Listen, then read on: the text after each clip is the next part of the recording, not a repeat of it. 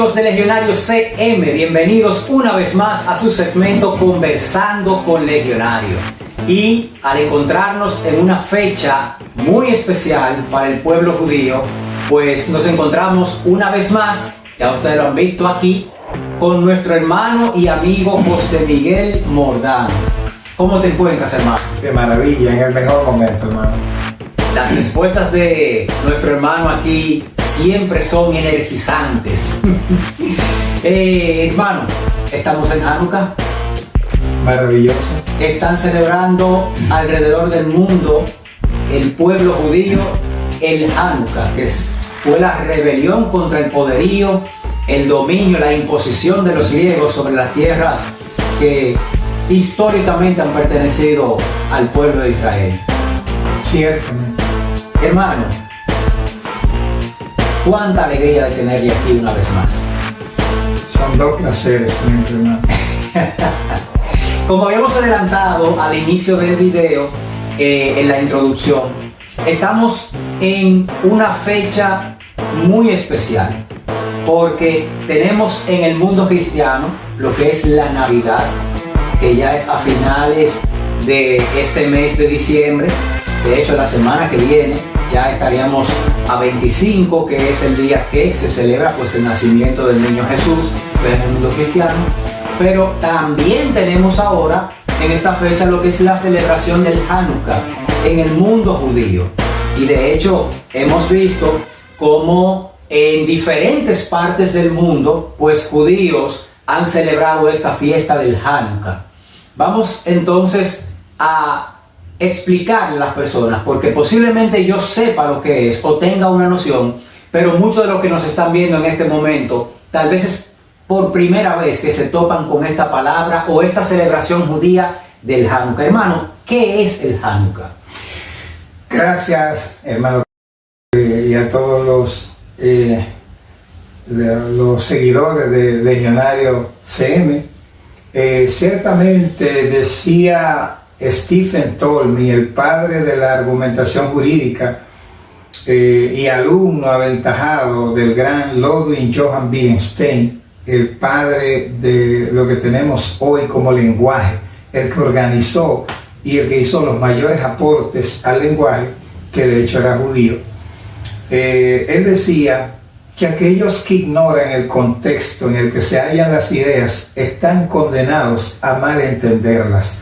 Por lo tanto, vamos a poner en contexto de dónde nace, porque todo tiene una razón, tiene un origen, y es importante conectarnos con esas raíces.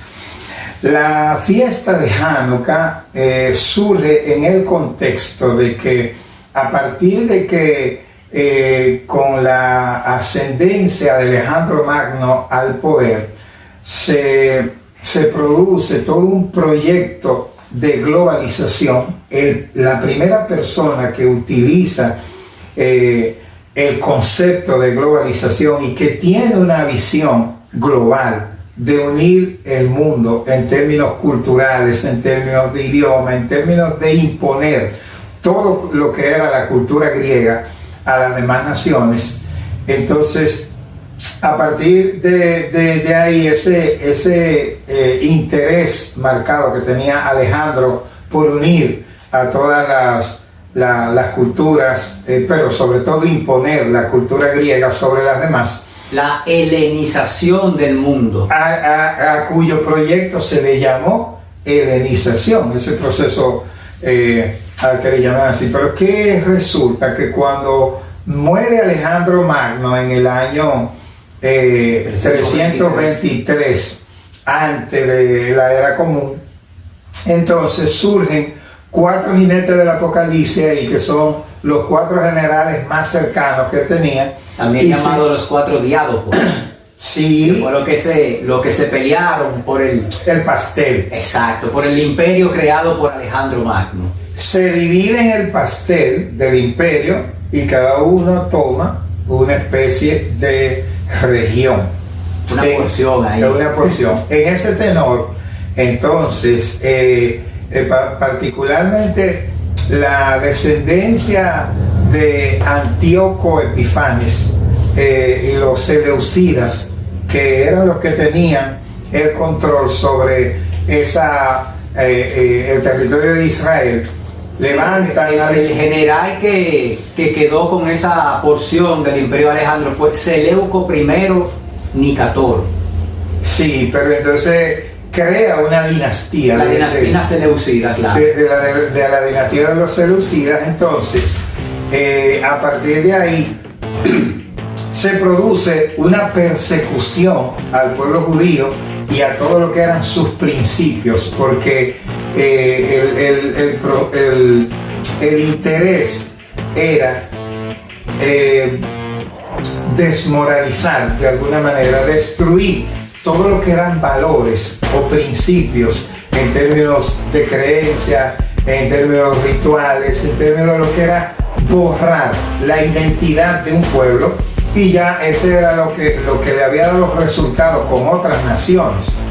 Cuando llegan a Israel, ellos comienzan a imponer una persecución. Le prohibieron la celebración de Shabbat, le prohibieron la celebración de las fiestas que están establecidas en Vayikra o el nombre en español de ese libro, que es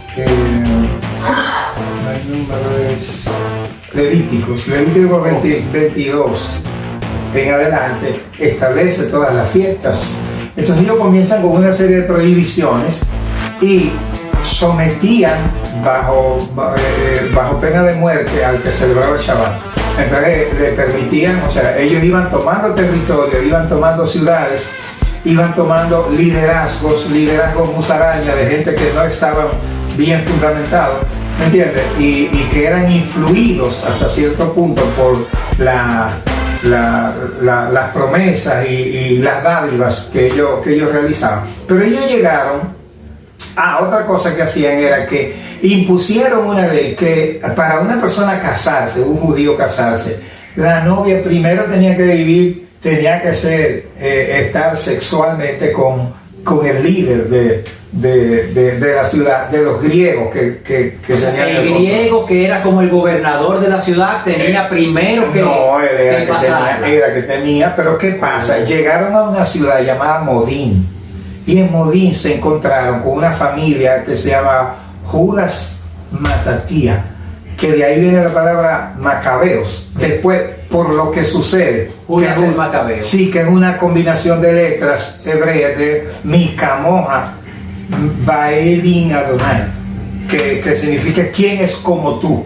Adonai entre los dioses. Y es como, hasta se repite en Apocalipsis lo que el logro del milagro que ellos logran alcanzar. Entonces, cuando enfrentan a Judas Matatías con un ofrecimiento, y va incluso un líder judío comandando, o sea, que ellos lo buscaban como para convencer para que entre judíos se puedan a sus iguales. Y él le fue con una propuesta indecente a Judas Macabeo. Lo primero que hizo Judas es que le escuchó la propuesta que ellos le plantearon, pero cuando Judas vio cuál fue el planteamiento, porque ellos lo que hacían orgías en el mismo templo, en el templo donde se celebraba Shabbat, donde se celebraba, y donde está el Santo Santorum incluso, sí, claro. sí, el Santo Santorum, el Kodesh HaKodashim. ¿Qué es lo que ocurre? Que entonces él lo primero que hace, al primero que él parte en dos, es al judío, que va a hacer esa propuesta indecente, y agarra toda esa comisión de griegos que había, y ya usted sabe que ahí a toditos los mandó a saludar a San Pedro, porque naturalmente, y entonces ahí él dijo, todos los que estén del lado del Eterno, que se unan a mí. Y se fueron a las montañas e hicieron guerra de guerrillas. Y entonces cada vez que veían un grupo de griegos, los asaltaban y le quitaban las armas y se iban fortaleciendo. Y duró 40 años la guerra, y a los 40 años vencieron al imperio griego. Esa fue la famosa revuelta macabea. Esa es la revuelta macabea, que está considerada como un milagro, el milagro que luego se celebra luego surge la celebración de Hanukkah, porque además eso concluye que cuando ellos después, cuando van a purificar el templo, después que ya ellos toman control del poder y se impone un rey, uno de los hijos de Judá Macabeo, se impone como rey en Israel, que a propósito de ahí vienen esos 4 grupos que en tiempo de Jesús reinaban, que gobernaban en Israel, esos 4 grupos pujantes a nivel social y político, que eran los fariseos, los saduceos, los celotes y los Sicarios. no, ellos eran los sicarios, los celotes. Ok, los celotes eran los sicarios. Sí, porque los celotes son descendientes de Pinjas, que era el mismo profeta Elías, que en una que vio toda gente teniendo relaciones en el templo, los traspasó con una espada. Y entonces de ahí viene el celo, ¿verdad? Se llama fitness en la Biblia traducida. El celo, entonces de ahí el celo. De ahí viene el término celote, porque entonces ellos comenzaban a seguir todo cuando veían cualquier acto que pudiera, entonces tomaban de algún modo como la fuerza, la venganza en sus manos. Están los fariseos, que era una clase que no tiene la connotación mentirosa que le da el cristianismo, ¿me entiendes? Que ven al fariseo como el grado sumo de la maldad, igual que a Judas Iscariote, que lo satanizan, o sea, es todo lo contrario. Los fariseos lo que eran intérpretes de la Torá y se reunían para extraer del texto original, que tiene 4 niveles de interpretación, según lo que estableció el gran maestro Filón de Alejandría,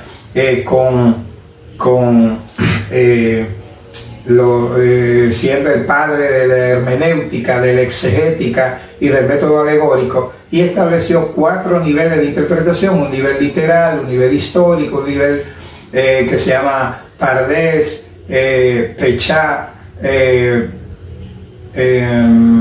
y el último, que es el So, que es el nivel secreto. Entonces, por lo tanto, todo lo que dice la Biblia literal, usted no entiende, no va a entender nada, es una historia muerta. El secreto está cuando usted se adentra en la parte de la interpretación profunda de lo que nos quiere decir el texto, porque la Biblia está totalmente codificada. O sea, no es la letra que le vende, que tú eres mi pastor y que nada me faltará. No, eso no es solamente como leerlo textualmente como está ahí, no, sin darle una connotación más profunda. Más profunda, definitivamente. Estamos hablando entonces de que el Hanukkah es, en forma sencilla, la celebración de la victoria sobre el imperio griego. Sobre el imperio griego y sobre todo lo que representa las fuerzas de oscuridad. Y en ese caso lo que se impone y se celebra esta fiesta, que si ve la Hanukkah, que tiene, a diferencia de la menorá o el candelabro, que tiene 7 brazos, 7 brazos que representan los 7 sentidos del ser humano, que representan los niveles intelectivos. 7 sentidos. 7, sí. Pero siempre se ha hablado y nos han enseñado incluso en la escuela que tenemos 5 sentidos. No, pero eso te enseñaba del sistema. El sistema nunca quiere que usted aprenda las cosas como son. El sistema quiere que usted aprenda lo que el sistema le conviene que usted aprenda. ¿Y cuáles son estos sentidos adicionales a los que nos han enseñado tradicionalmente? Bueno, son los 2 ojos, los 2 orificios de la nariz, los 2 oídos y la boca. Que de hecho, eso tiene una relación directa con el Salmo 67, cuando usted lo ve en el hebreo original, con las letras, y que de hecho es un antídoto para una persona que está enferma, para una persona que tiene un desequilibrio a nivel emocional. Coloca el Salmo 67 3 veces y lo escucha de manera secuencial, escuchando el sonido de las palabras y haciéndole una especie de escáner a las letras, ¿verdad? Que va formando en hebreo, va formando el candelabro de 7 brazos, porque tiene que ver con la parte intelectiva y que a la vez se conecta con las emociones, porque son tres mundos que se desarrollan dentro del ser humano. Tres niveles básicos. De los 5 niveles de alma, hay 3 niveles básicos que se desarrollan en el ser humano, que es el nefesh, que representa el deseo egoísta, lo que tiene que ver con el deseo de recibir, que es la parte izquierda, la columna izquierda. Está el rúa, que tiene que ver con todo el mundo emocional, que es de donde se traduce la palabra espíritu, ¿verdad? De ahí viene la palabra neumaticón, y de ahí se llama neumático a la goma de los vehículos. Claro, por eso por el aire que se ve, que neumático es de ese término original. Y luego está la neshama, que es el nombre original del alma, pero es un nivel del alma.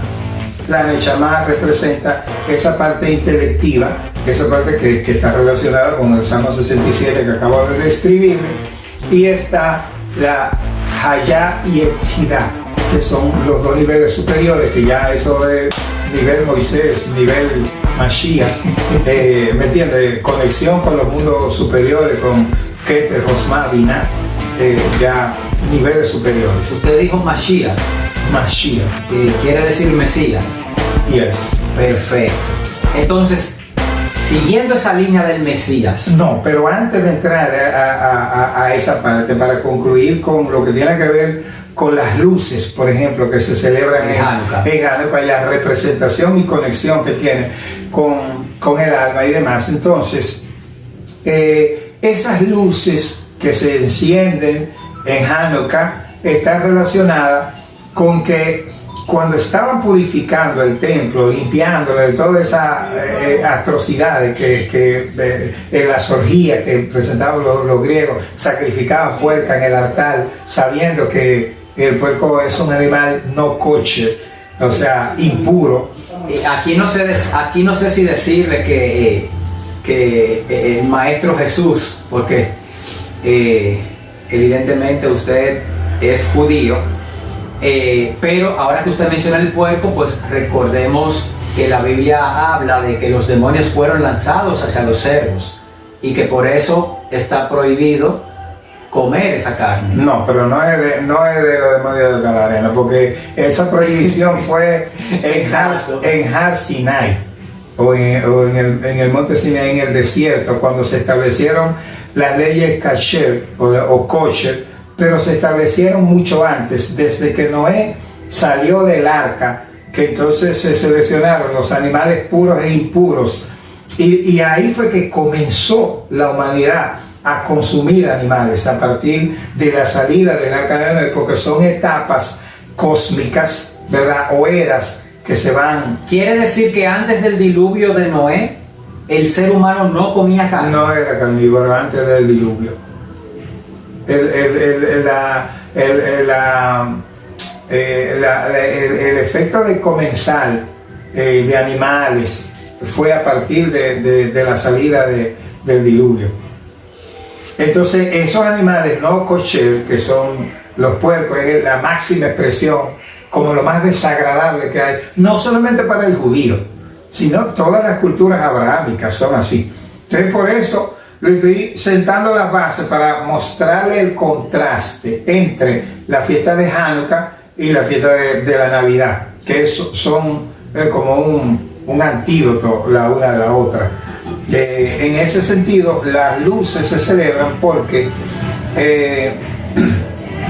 encontraron, ya después de haber purificado el templo, un envase de aceite que era una porción que daba para un día del encendido de las luces de la menorá, y ese encendido de las luces se extendió a 8 días, que era la celebración de la fiesta, la dedicación, antes de rededicar el templo, que también es una de los sinónimos de Hanukkah, que significa rededicar o dedicar de nuevo, porque primero purificaron todo lo que es el templo, y entonces durante el proceso de purificación ese aceite que daba para un día, una porción que literalmente se estaba medido y sabía que daba para un día, porque la vela no era con cera, era aceite lo que se utilizaba y se usa en la mayoría de los grupos judíos, es con aceite que se celebran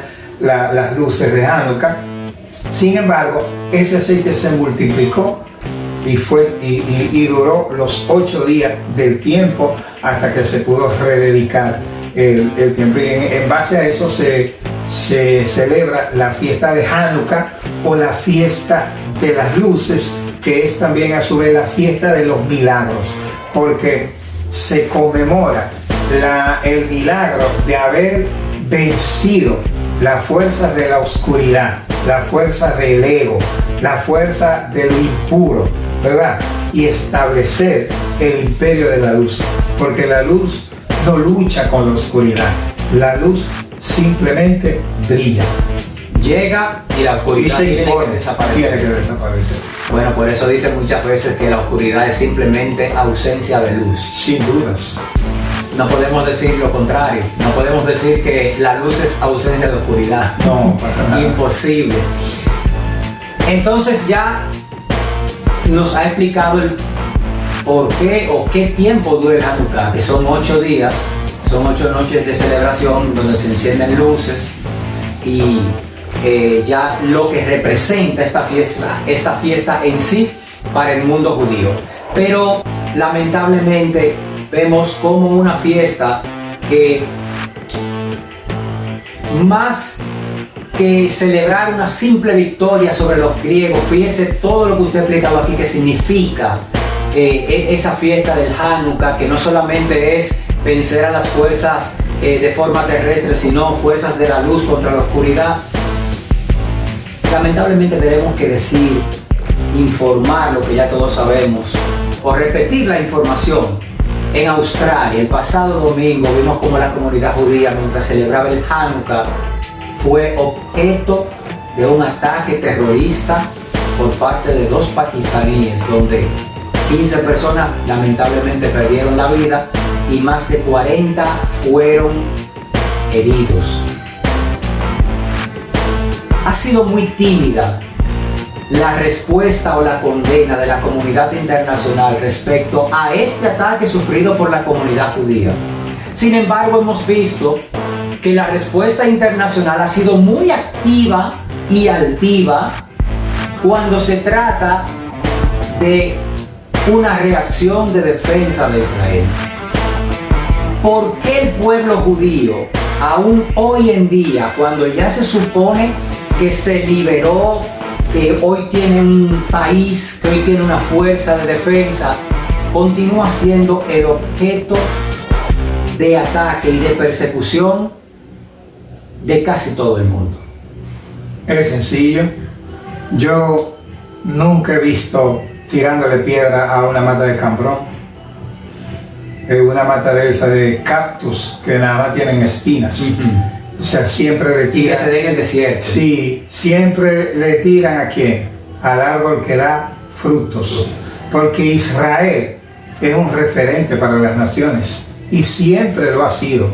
De hecho, una parte que queda, que también quiero resaltar, es que la fiesta de Hanukkah está debidamente relacionada, y en este caso y en esta semana tuvo una conexión directa con la Parashá Miketz, que es la Parashá que representa a Yosef Hasadik, o José, el de la historia, el hijo de Jacob. Exacto. Que va a Egipto. Por lo tanto, es un periodo, es un tiempo tan especial para salir, por ejemplo, de una situación de caos y ascender y superarla. Es muy especial porque está la energía de Hanukkah, que es una energía de milagros, y la energía de Yesod, que es la Sefirá, que representa a Yosef o a José, que es una conexión directa con el sustento, con la abundancia y con es una energía especial para salir de una situación de caos. En ese sentido, entonces, sí, ciertamente la comunidad judía, nosotros lamentamos muchísimo la situación de ese atentado, pero es de esperarse, porque la comunidad internacional, esa comunidad internacional que usted ve atacando al pueblo judío, son antisemitas, son todos antisemitas de manera categórica, revestidos de instituciones, de institucionalidad y de muchísimas, pero la gente cree que Israel está en el mismo contexto que estaba en los años 1930, 1920, donde comenzaron, y el siglo XIX, el siglo XX completo, y siglos anteriores, donde fue perseguida, donde fue prácticamente toda la historia de Israel, sí, la mayor parte de la historia de Israel. Ciertamente. Y varios intentos hubo por parte de varias civilizaciones de borrar, tal cual usted dijo, la identidad judía. Tenemos que tener en cuenta que hubo 3 rebeliones, o como se le llamó luego, 3 guerras judeo-romanas, la última de las cuales fue en el año 133 al 135, que fue también llamada Tercera Guerra Judeo-Romana o Rebelión de Bar Kokhba, que fue, exactamente, que el emperador Adriano, y ojo aquí señores, este es el responsable de la cuestión palestina, Adriano, ese emperador que sucedió a su tío político Trajano, es el gran emperador que le dio la máxima expansión territorial a Roma. En el año 135, una vez terminada la rebelión de Bar Kokhba, en un intento por borrar la identidad y la memoria judía, entonces rebautiza la provincia romana de Judea y le pone el nombre de provincia romana de Siria-Palestina. Y este es el responsable, este emperador Adriano, de la cuestión palestina, que de ahí se fueron agarrando civilizaciones posteriores para continuar desacreditando y tratar de sacar al pueblo de Israel de la tierra de Canaán. Sí, pero es una quimera, porque es que la ciudad de Jerusalén fue fundada en el año 1040 antes de Cristo por David. Por eso la ciudad de Jerusalén se le llama también la ciudad de David. ¿Entiendes? Entonces, por lo tanto, y antes de eso, o sea, el tiempo de Melquisedec o Malhut Sadik, más atrás todavía, que es el rey que reinaba cuando todavía no se llamaba Jerusalén. Exacto. Y es el rey a quien Abraham atraviesa todo desde Hebrón, desde Ur hasta Jerusalén, que hay una extensión bastante larga, y ahí es que se establece que él le lleva el diezmo a Melquisedec, y Melquisedec le da a Abraham, ¿verdad? Porque los regalos son, en cada fiesta judía son, y son parte de la cultura judía, regalar y dar acá, ayudar. Entonces él le regala a Abraham pan y vino, que son los 2 símbolos de Shabbat, los 2 símbolos de la celebración de Shabbat, que es la conexión más interesante que tiene el pueblo judío en todos los ámbitos. De hecho, por eso todas las culturas han querido eliminarle el Shabbat, porque es la parte de conexión. El mundo fue creado en 6 días, pero el séptimo se creó esa parte cósmica, esa parte de las leyes de causa y efecto que rigen este plano, que están contenidas y están contenidas debidamente en Shabbat, como la conexión con el sustento, la conexión con recibir células nuevas, con una conexión de rejuvenecimiento para el cuerpo, una conexión de protección. Shabbat es una de las cosas más importantes que existen dentro del ámbito de la cultura judía. Sin embargo, volviendo al tema del ataque, del antisemitismo, cómo se manifiesta, ya no estamos en ese tiempo, o sea, donde el pueblo judío lo masacraban, lo corrían de Egipto, lo corrían de los asirios, lo corrían los medo-persas, lo corrían los babilonios, que debo decir que hay excepciones, porque por ejemplo Ciro el Grande en el 539, fundador del imperio persa aqueménida, antes de Cristo, 539, sí, sí. Cuando entró Belsasar, hizo la fiesta pagana que agarró y utilizó los vasos sagrados para hacer una orgía y fiesta pagana, ahí apareció la escritura en la pared, y en ese mismo momento ya estaba entrando el ejército de Ciro. El ejército de Ciro, y naturalmente lo mató esa misma noche, como había hablado el profeta Daniel, al interpretar esas letras que ninguno de los sabios pudo hacer, porque son una escritura que tiene que ver con recipientes del pensamiento divino, de energía, que no es lo que se llama un lenguaje inefable, que no le es dado al hombre poder expresar o interpretar, salvo que esté conectado a los mundos superiores, o que conozca, ¿verdad?, la identidad, o tenga acceso a las puertas de Binah, las 50 puertas de Binah, los 125 niveles del conocimiento. Totalmente. Cuando Daniel daba interpretación a estas letras, a esa escritura en la pared, el ejército persa de Ciro ya estaba entrando en la ciudad de Babilonia por descuidos de los soldados babilonios, que pues no cuidaron la puerta como era debido, y también a que Ciro, antes de llegar, porque la ciudad de Babilonia tenía dos defensas, tenía una defensa natural que era el río Éufrates, y tenía luego la defensa construida, que era la muralla. Sin embargo, lo que decía la escritura en la pared, y ahí viene lo que usted dice, de que ya era solamente que se cumpliera la profecía de la pared, era Mené, Mené, Tekel Parsin. Exacto. Lo cual significa: tus días han sido, tu reino ha sido pesado y ha sido encontrado deficiente. Falto. Exacto. Falente. Tus días han sido contados, o ya tienen los números puestos, y tu reino ha sido dividido y dado a los medos y a los persas. Pero lo dice dos veces. La primera, Mené, Mené. Eso significa la rapidez. Tu reino ha sido pesado y ha sido encontrado deficiente o en falta, porque recordemos que al momento de Ciro entrar en la capital Babilonia, existían dos reyes en Babilonia. Estaba Belsasar, tal cual era el rey que se encontraba regiendo en ese momento, pero también estaba su padre Nabonido, que había ido a un retiro en el campo. Por lo tanto, en ese momento existían dos reyes, y la escritura en la pared por eso repite: tu reino ha sido pesado y hallado deficiente dos veces, tanto para Belsasar, que era quien se encontraba en el palacio, como para su padre Nabonido, que todavía era el rey también.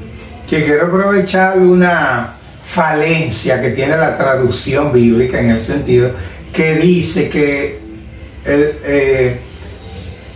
Belsasar era hijo de Nabucodonosor.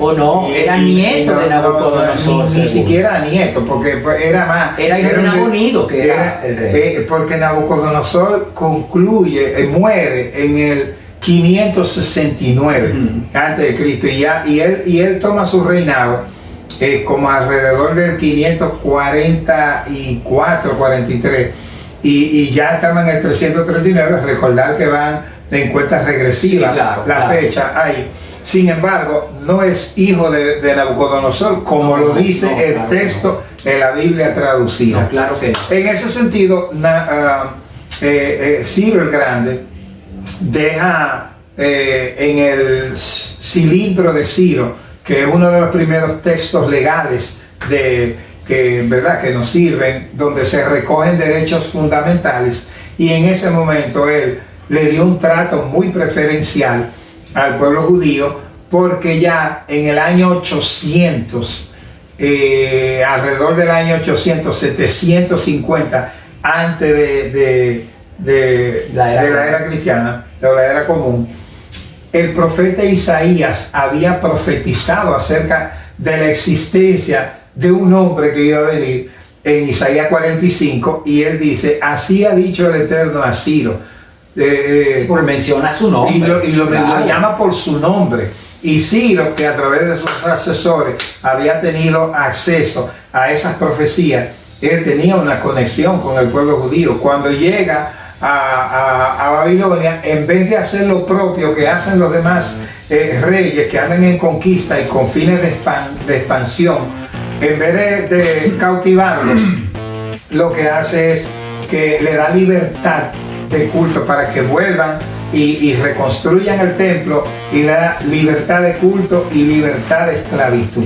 O sea, dos principios fundamentales. Es Ciro el Grande, cuando llega a Babilonia, que pone fin al cautiverio babilónico. Al cautiverio babilónico. En este cautiverio babilónico que inició con la conquista de Nabucodonosor en el año 605, cuando era todavía el rey Joaquín, y en esa primera ola de deportación o de cautiverio, ahí fue que se fue Daniel, Zacarías y todos sus amigos, y ya sabemos la historia del foso de los leones, el horno de fuego y todo eso. Claro que sí, Ciro fue de hecho el gobernante que liberó al pueblo judío del cautiverio babilónico, y los persas, ya también los descendientes de Ciro,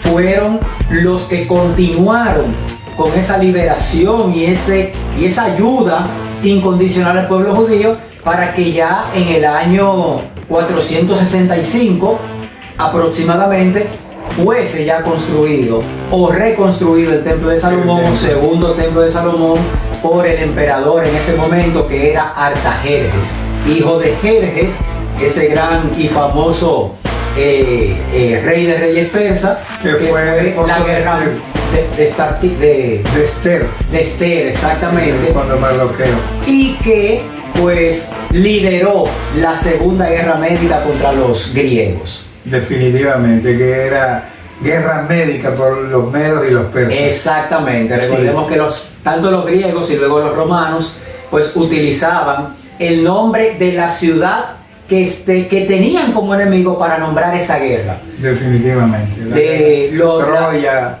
La guerra troyana, la guerra del Ponto, la guerra médica, la guerra púnica, la guerra dalmata, la guerra dacia, para referirse exactamente. Entonces, por esa razón, poniendo a los enemigos como que ellos eran los malos, no, cuando los que iban a invadir tierras ajenas eran ellos. Claro, pero por eso a los generales, el rango de general era estratego, y era estratego, sí. Pericles, su rango era estratego de Atenas, sí, claro. Porque de ahí viene la palabra estrategia y estratagema, que la utiliza Arthur Schopenhauer en Dialéctica Erística y 38 estratagemas y el arte de tener razón.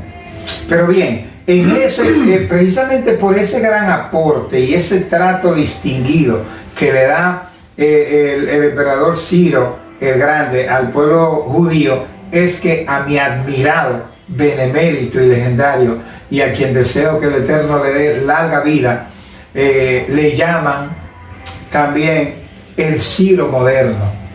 Mi estimado y admirado Donald Trump de los Estados Unidos. Donald Trump, que prometió construir la embajada del pueblo judío, y muchos otros presidentes lo habían prometido y después le vendían sueños, le hacían cuentos, pero Trump prometió y cumplió.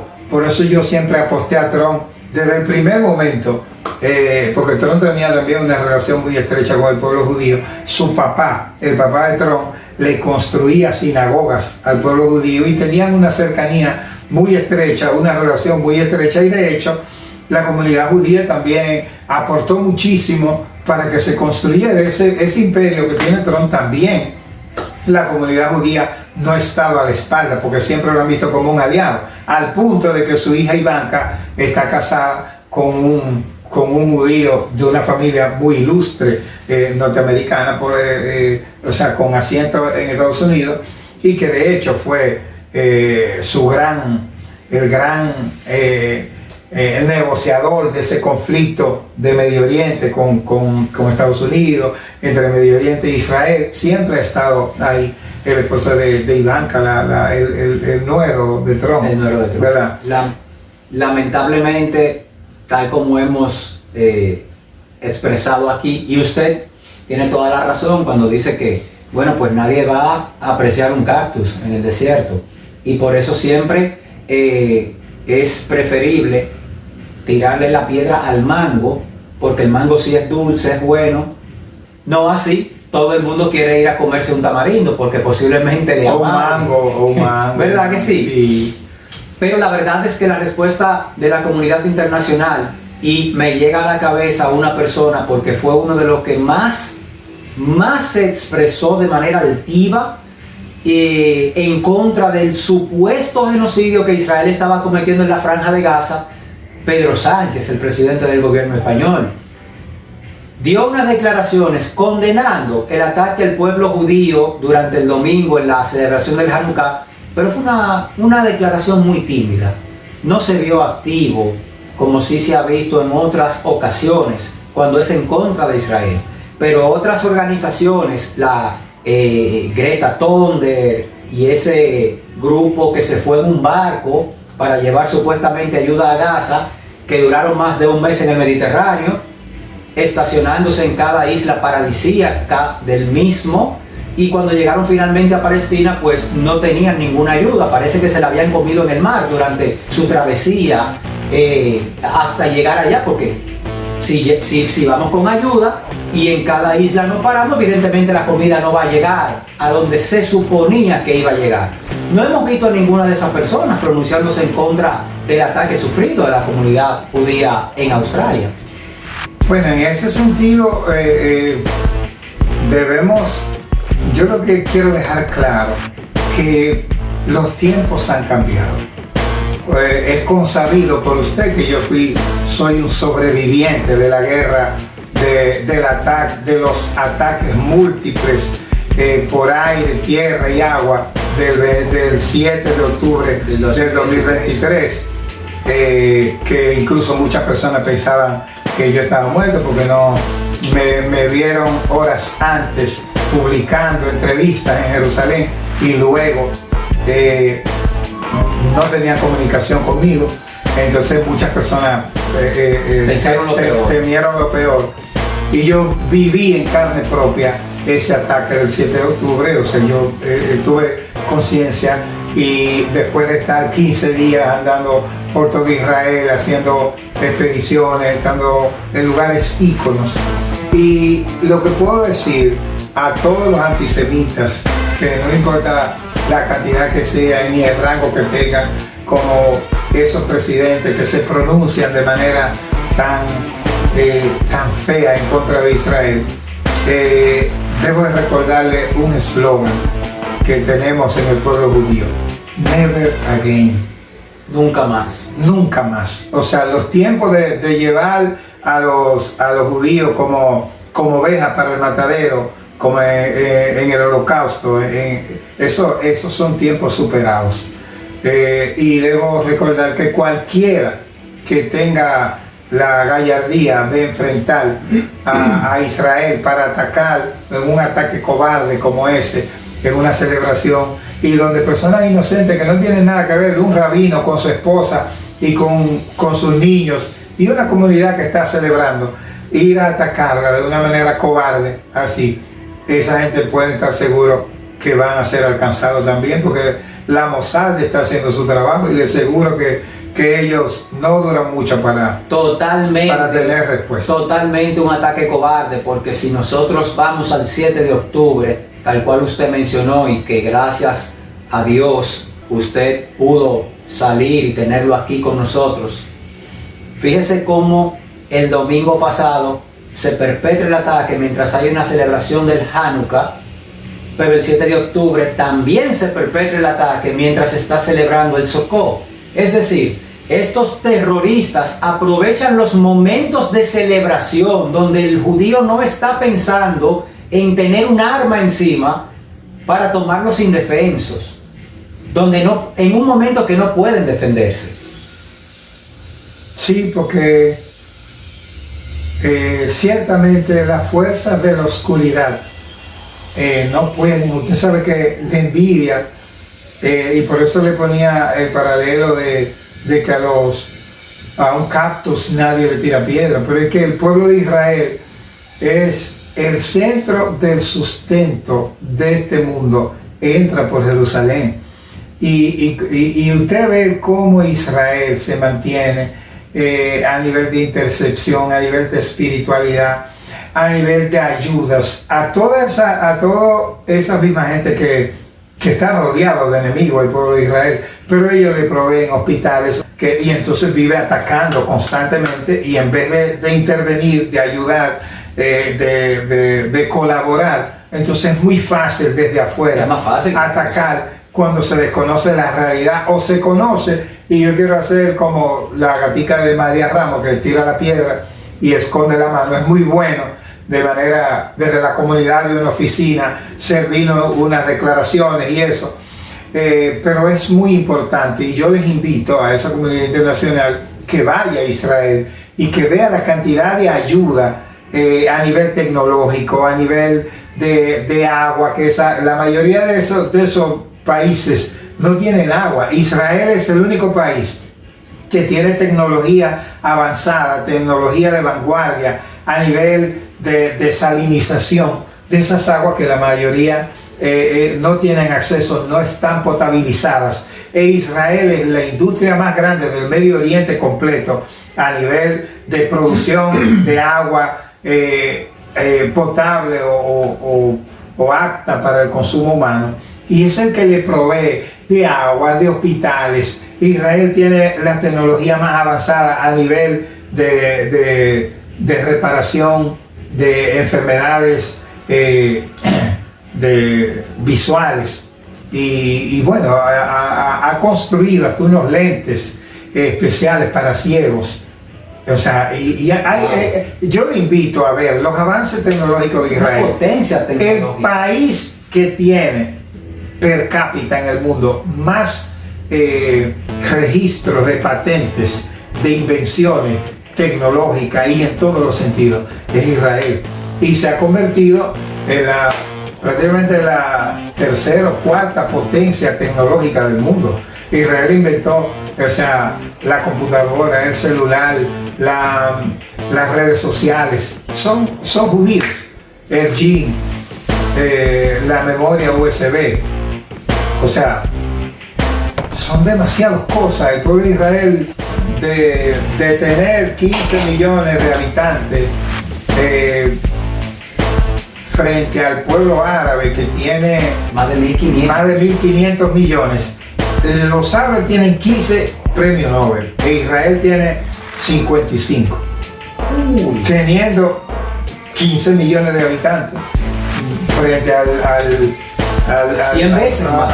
No, 100, más de 100. Más de 100 veces. Más de 1.500 millones de habitantes. Los árabes. Y entonces, por eso es que mucha gente no soporta a Israel. Pero en síntesis, todos los imperios que han enfrentado a Israel han desaparecido e Israel sigue en pie. Continúa, o sea, en la batalla. No hay forma, porque Israel está protegido por los mundos superiores.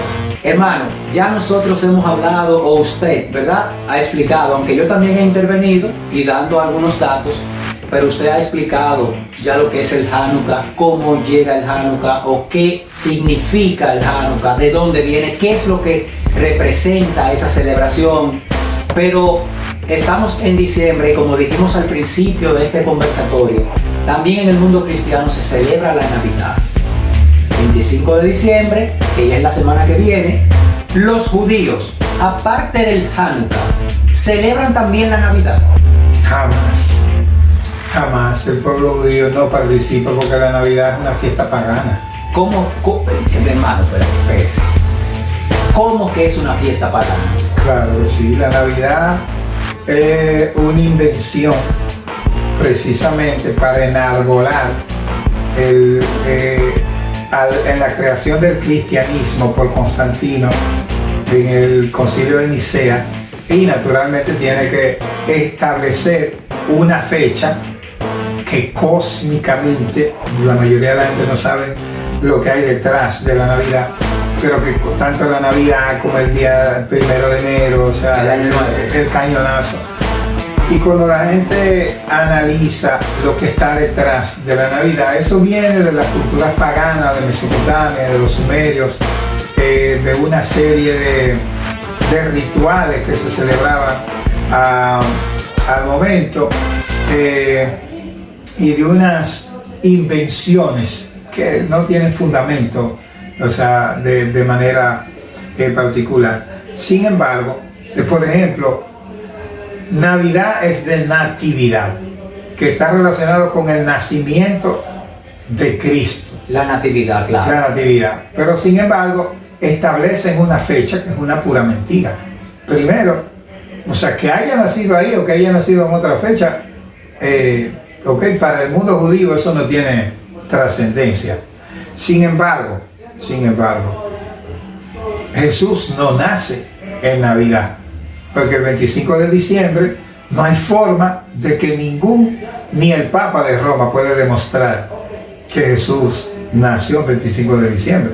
Jesús nace empezando por el clima. Jesús es un judío normal, y Jesús no escribió ni es padre de ningún cristianismo. Eso es Constantino que lo crea en el año 325 como una jugada política para unir, ¿me entiendes? Y fíjese que había que ser cristiano a hacha y machete. El que no se convertía al cristianismo lo acusaban de hereje, que hereje es tener un pensamiento distinto, y esa era suficiente para llevarlo a la hoguera y quemarlo con leña verde, incluso cuando era un agravante o cuando querían resaltar la muerte de una persona que no quería ser cristiana.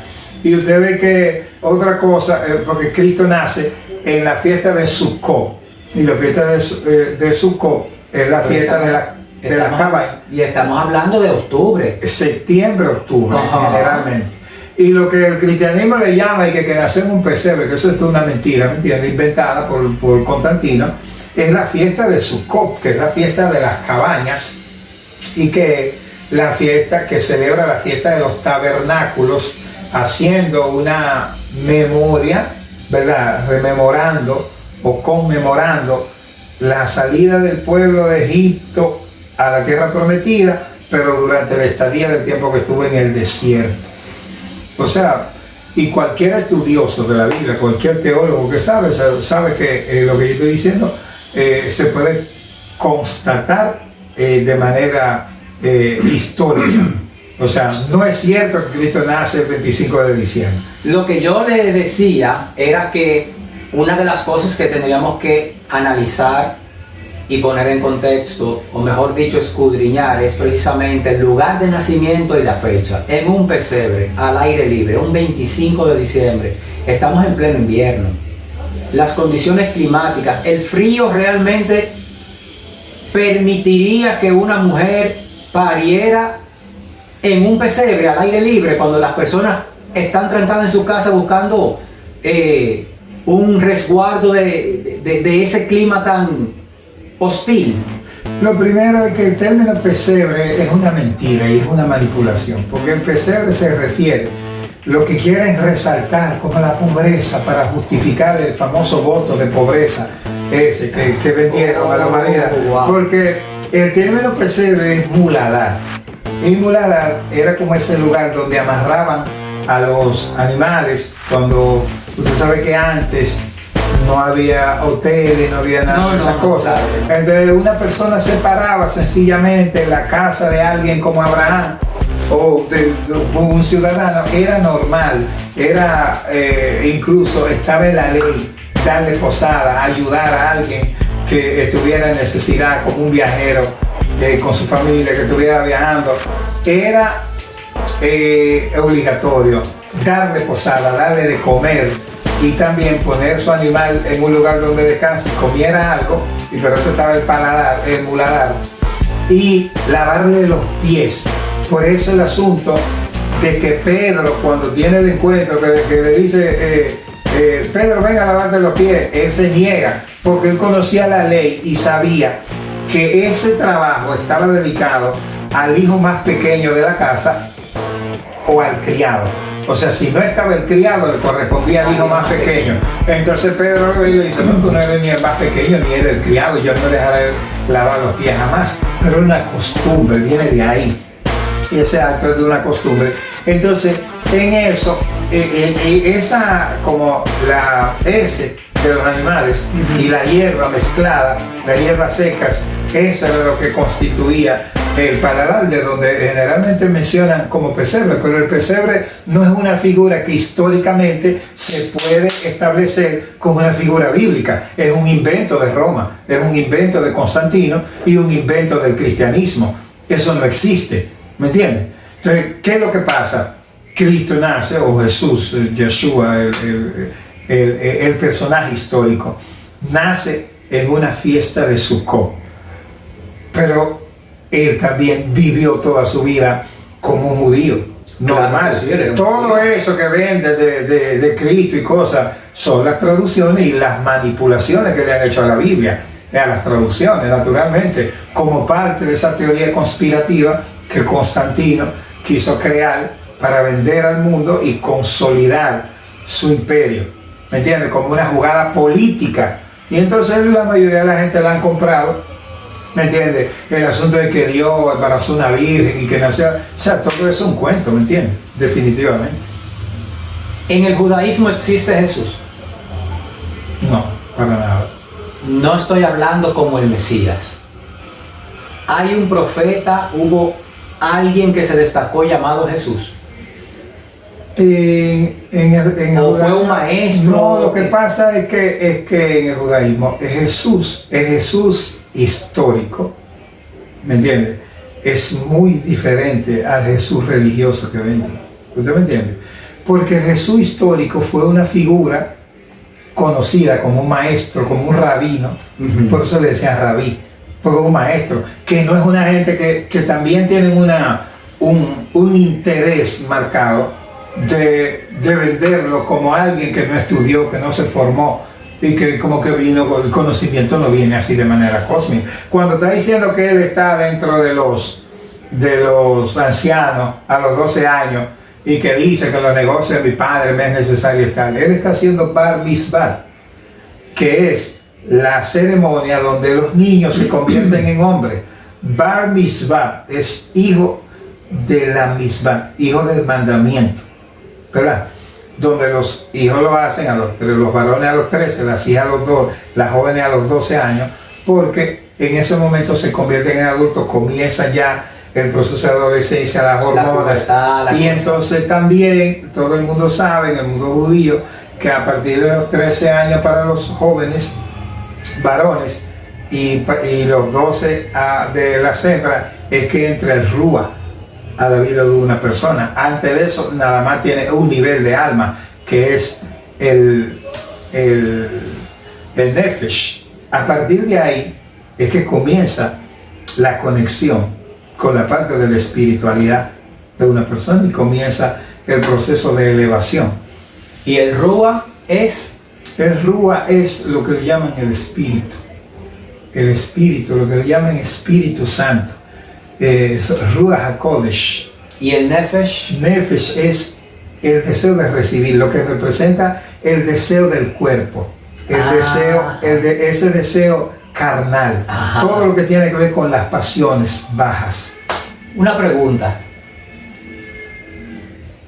¿Existen diferencias abismales entre el judaísmo y el cristianismo? Y la pregunta es la siguiente, y la pregunta es por lo siguiente.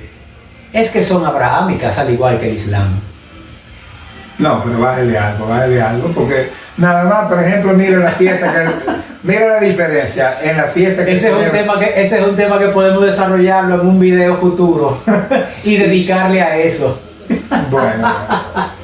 Hermano, muchísimas gracias por haber estado aquí, por aceptar la invitación a este canal Legionario CM, que como siempre decimos, este es un canal de historia, pero también tocamos temas de religión, y esto que hemos hecho aquí, este contenido, no solamente es religión, sino que también hemos dado la historia de cómo surgen celebraciones que hoy en día nosotros podemos ver alrededor del mundo en torno al mundo cristiano, pero también al mundo judío. Así que, señores, recuerden darle a me gusta a este contenido para que la plataforma lo distribuya a más personas, compartir el enlace, suscribirse al canal, únanse como miembros porque tenemos contenido exclusivo para ustedes y recuerden también que si quieren hacer una colaboración con el canal para ayudarnos a seguir creciendo, ahí está el botón de súper gracias. Hermano, una vez más, muchísimas gracias y agradecido de su presencia en este espacio que es para el disfrute y deleite de nosotros, porque estamos aquí personalmente, pero también de ese público que siempre está buscando la verdad y recibir conocimiento desde la fuente.